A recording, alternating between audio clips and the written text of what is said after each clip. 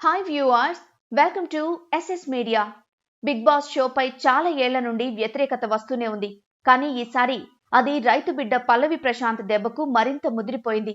గతంలో ఎన్నడూ లేని విధంగా ఫినాలే తర్వాత గొడవ, కార్లు బస్సుల ధ్వంసం, విజేత అరెస్ట్. ఇప్పుడు ఏకంగా నిర్వాహకులకు పోలీసులు నోటీసులు జారీ చేసేంత వరకు పరిస్థితి వచ్చింది.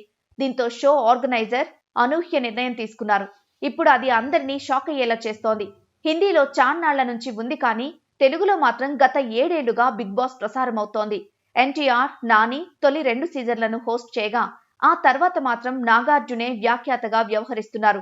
పలువురు సెలబ్రిటీలని హౌస్ లో 100 రోజుల పాటు ఉంచి పలు పోటీలు పెట్టి వీటన్నింటిలో గెలిచిన వాడిని విజేతగా ప్రకటించడం ఆనవాయితీ. ఈసారి అలా కామన్ మ్యాన్, రైతు బిడ్డ ట్యాగ్ తో ఎంట్రీ ఇచ్చిన ప్రశాంత్ విజేతగా నిలిచాడు. రైతు బిడ్డ పేరు చెప్పుకుని ప్రశాంత్ ఎలా ఆడాడు ఏంటనే విషయం పక్కన పెడితే, ఫినాలే జరుగుతుండగానే అన్నపూర్ణ స్టూడియోస్ బయట ఇతడి ఫ్యాన్స్ చాలా మంది గుమికూడారు.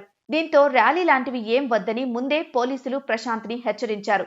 దీన్ని లెక్క చేయకుండా అభిమానుల దగ్గరకు ప్రశాంత్ వచ్చాడు.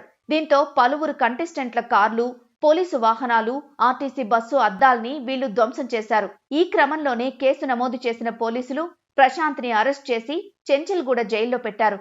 ఈ మధ్య బెయిల్ మీద కూడా విడుదలయ్యాడు.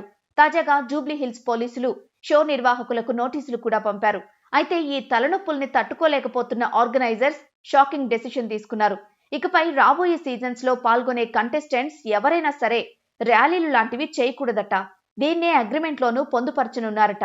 మరి ఇది నిజమా కాదా అనేది తెలియాల్సి ఉంది. ఏదేమైనా రైతు బిడ్డ దెబ్బకు బిగ్ బాస్ కి పెద్ద తలనొప్పిగా మారింది.